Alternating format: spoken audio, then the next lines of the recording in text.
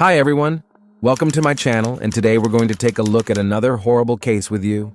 The case of Mohammed Shamji, a brilliant surgeon, father of many, and ruthless criminal victims of domestic violence sometimes not only endure abuse, humiliation, and beatings, but also blame themselves for what's happening. Each of these cases, when brought to the public's attention, is condemned, causing confusion and leading to many questions. Why does the victim allow themselves to be treated this way? Why don't they tell anyone? Why don't they leave their abuser? Contrary to popular belief that physical violence occurs primarily in dysfunctional families, statistics show that such incidents don't depend on the social status of spouses, their position in society, or their job titles. Mohammed Shamji and Ilana Frick Shamji were not only outstanding doctors, but also true luminaries of science. Mohammed made a name for himself in neurosurgery and the treatment of spine injuries and diseases, while his wife was an equally renowned family doctor with a PhD. For years, they both saved other people's lives, yet few knew what was happening in their private lives. This story shocked the entire world, and the accused admitted his guilt only to spare his 12-year-old daughter, who had accidentally witnessed her mother's death, from having to testify in court. Notably, shortly before the tragedy, Ilana had posted a photo of her husband in a kimono on social media, taken during one of his jiu-jitsu training sessions, with a joking comment that this doctor could not only heal, but also break a neck. This post turned out to be prophetic. Ilana Frick. Life before meeting Mohammed. Ilana Christina Frick was born in September 1977 in the Canadian city of Windsor, located in Ontario in the southern part of the country. She was the younger of two daughters in the family of George and Anna Frick, who emigrated from Croatia to North America in the early 1970s. Ilana was raised alongside her older sister Caroline, with whom she was very close from an early age. The birth of Ilana was seen as a miracle by her parents, as Anna had serious complications after her first pregnancy, and doctors had said she would never conceive again. Ilana's parents worked at a large car factory, striving to provide their daughters with everything they needed and to give them a good education. Both sisters were smart and did well in school, but Ilana stood out for her determination and passion for learning. She spent nearly all her free time reading books, and she also managed to attend a dance studio, practice gymnastics, and compete in track and field. During middle school, Ilana chose to work during summer breaks to help her family. She worked in cornfields, and even then tried to manage her budget wisely. Ilana excelled in math and other sciences, and by high school, she had decided to pursue a career in medicine and become a doctor. She graduated from high school as the top student and enrolled in a prestigious medical university without issue. Around this time, she also began a romantic relationship with a man named Matthew Ryan, whom she had known since high school and who was now studying in the same department. Their student romance lasted until graduation, but afterward, Frick decided to go to Ottawa and continue her studies in the capital's university residency program. Her boyfriend settled for a job at a local hospital and didn't consider furthering his studies. Ilana's and Matthew's relationship continued long distance and lasted until nearly 2002. They even planned to marry, but eventually decided to remain friends. By then, Ilana was interning at one of the country's top clinics and aimed to earn a doctorate, while Matthew hadn't advanced in his career. Love at first sight. In February 2003, during a night shift at the hospital, Ilana went to the staff room and saw a new colleague who immediately caught her attention. The young man, Mohammed Shamji, was just a year older than Ilana and was doing his residency in the neurosurgery department. Mohammed came from a family of prominent doctors. He was born and raised in Ottawa in a family of the renowned surgeon Farid Shamji and his talented psychiatrist wife, Edith. Mohammed's older brother, Ali, was an experienced medical biophysicist. Both brothers graduated from Yale University, and Mohammed later returned to Canada to earn his doctorate from Western Ontario's Research University. Mohammed was also interested in the blonde, but initially, he made no effort to approach her. Ilana, however, fell for this tall, dark-skinned man at first sight and tried to attract his attention. Soon, Muhammad asked his colleagues for her number and sent her a message, and their relationship began to blossom. Ilana considered Muhammad a shy and modest man. He rarely took the initiative, felt uncomfortable on dates, jumped from topic to topic, or fell silent, appearing detached and introverted. Later, it turned out, these oddities weren't due to shyness, but rather a lack of interest. Muhammad was already seeing another woman, but for some reason, he kept this from his infatuated colleague. When Frick discovered the existence of a rival, she resolved to win over Muhammad and become his one and only. Their relationship was rocky during the first year, with the couple breaking up 3 times before rekindling, mainly due to Ilana's persistence.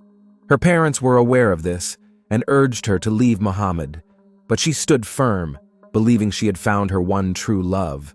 Ilana often pampered her lover with gifts, made surprises, and brought him home-cooked meals. Muhammad seemed to just let himself be loved, readily accepting everything but reciprocating only occasionally. This one-sided game appeared to create an emotional dependence on Muhammad for Ilana. Unplanned pregnancy, wedding, and the beginning of a nightmare. In the summer of 2004, Frick informed her partner that they were going to have a child. This news came as a surprise to both of them, causing more anxiety than joy. Nonetheless, Muhammad, raised in a strict conservative Muslim country, felt compelled to follow tradition and marry the mother of his child before its birth. In early September that year, the couple had a wedding with 2 ceremonies. The first adhered to all cultural customs respected by the groom's family, and the second took place among the couple's friends at one of the trendiest restaurant complexes. The newlyweds seemed happy and in love, but no one could have imagined that their marriage would be the start of a nightmare that would end in tragedy. The couple moved into a spacious house in one of Ottawa's prestigious neighborhoods. In January 2005, they welcomed their first child, a daughter named Yasmina. Unfortunately, the birth of their daughter didn't strengthen their marriage. The young father was entirely focused on his career and planned to continue his education, with his wife and newborn daughter taking a back seat. Moreover, Muhammad didn't hide his disappointment, as he had hoped for a son.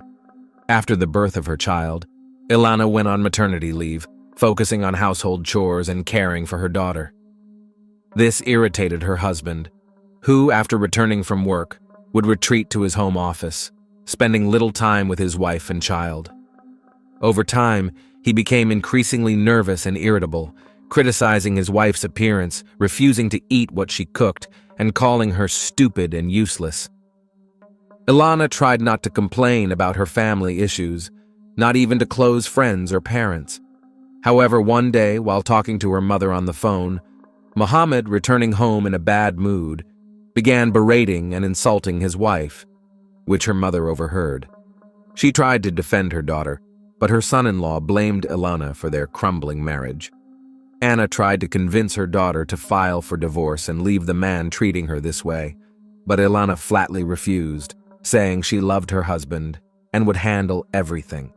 She kept quiet about Muhammad's physical abuse, simply because the verbal abuse no longer seemed enough for him. In the summer of 2005, the situation spiraled out of control when Muhammad, in a fit of rage, punched Ilana in the face, breaking her nose. Ilana, with her baby in hand, fled to friends and filed a police report for domestic violence. She also decided to get a divorce and leave the man she had married for good. Unexpectedly, Muhammad began begging his wife to return, promising never to hit her again or even raise his voice. He swore he would change and that their family life would be everything Ilana had ever dreamed of, and he would control his emotions. Shamji seemed sincerely remorseful, but this behavior was driven by certain circumstances. The young neurosurgeon was preparing to enroll at Duke University, aiming to earn his doctorate, and a criminal conviction could end his promising medical career. Muhammad cared only for himself and his future, but he succeeded in convincing Alana to drop the charges and not file for divorce. She even agreed to follow him to the United States, to North Carolina, where he was to continue his studies and earn a degree. A period of relative calm. Friends and family were baffled by why Alana didn't leave her tyrant husband and withdrew her police report. When she announced her intention to move to another country with Muhammad, they tried to dissuade her, but Alana stood firm.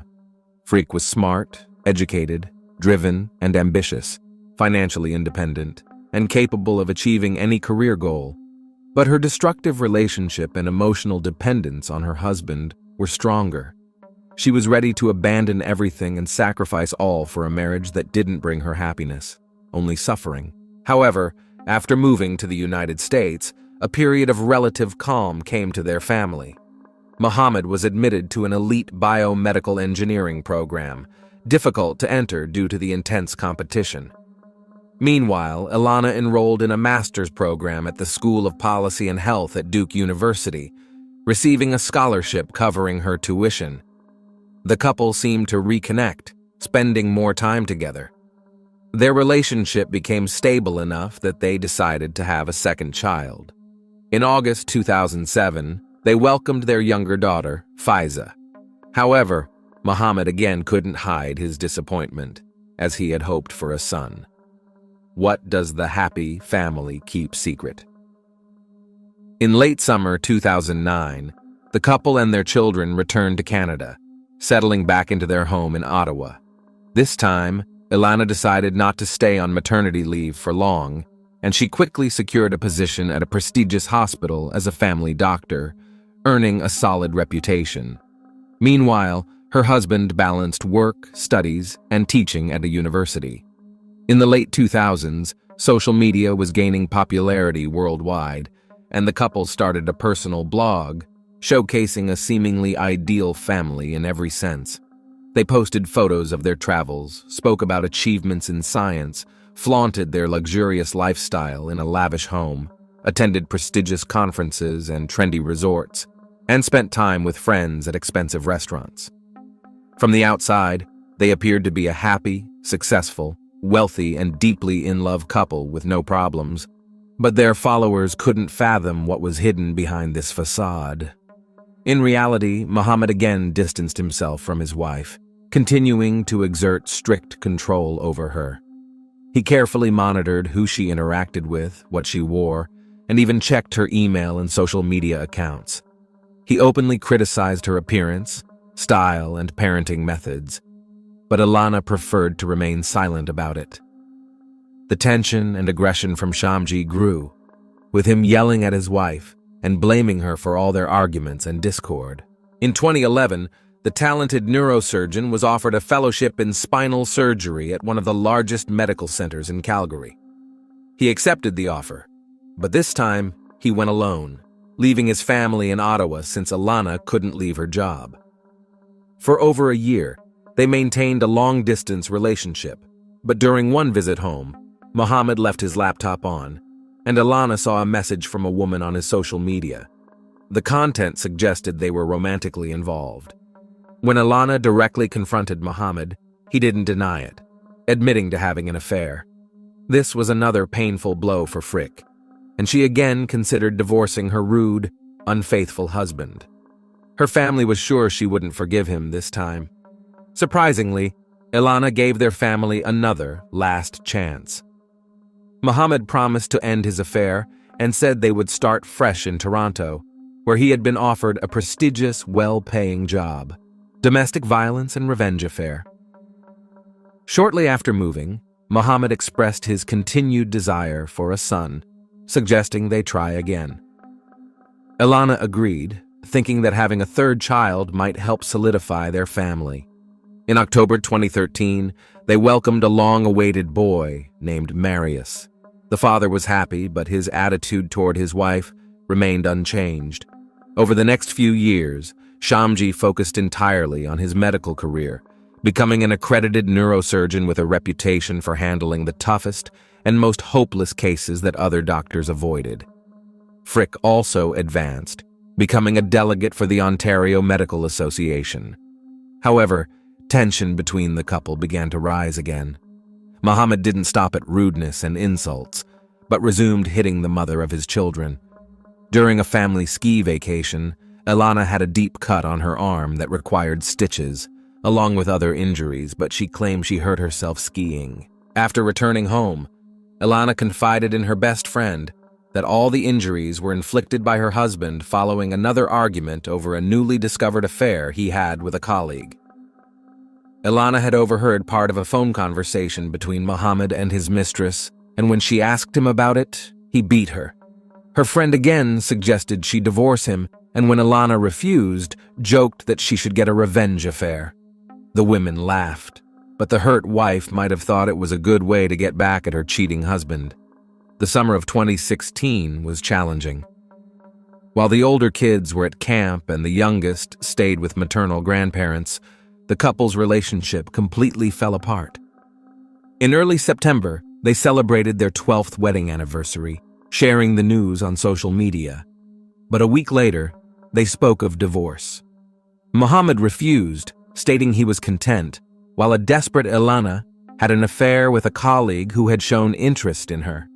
She immersed herself in this new relationship, basking in the care and attention of another man, enjoying the long-forgotten feeling of being loved and desired. Did she run away with her lover, leaving her kids behind? On November 25, 2016, a heated argument broke out in the family when Elena told her husband that divorce was inevitable. The next day, she met with a divorce lawyer and then left for a 3-day medical conference in another city. During this time, Mohammed sent her messages, pleading with her to reconsider and save the marriage, at least for the children. On November 30th, Ilana returned home and made her final phone call to her parents. Her voice revealed some anxiety, but she assured them everything was fine. Later, it was discovered that she had tried calling the police that evening, but in her panic, misdialed one digit, leading to a tragic outcome. On December 1st, Anna couldn't reach her daughter, so she called her son-in-law to find out what had happened.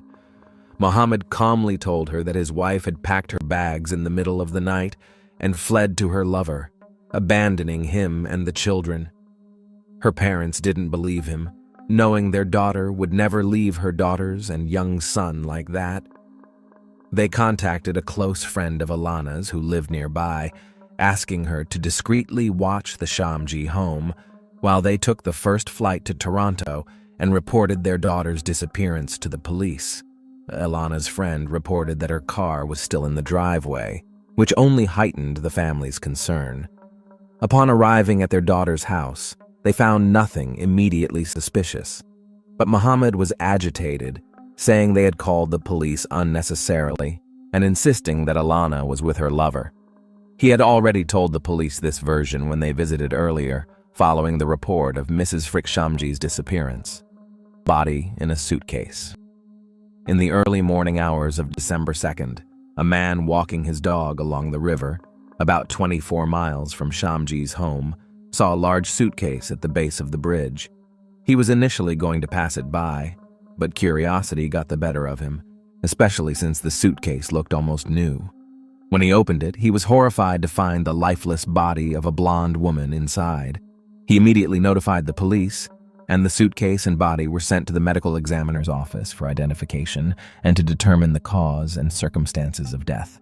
There were no issues with identification, as the criminal hadn't even bothered to remove the luggage tag from the suitcase from Ilana's recent trip to a conference. Her parents confirmed her identity. The body had multiple abrasions and bruises, but the cause of death was mechanical asphyxiation and a broken neck. The woman was dressed in pajamas and had no shoes, and based on the position of her body, she had been placed in the suitcase immediately after her death.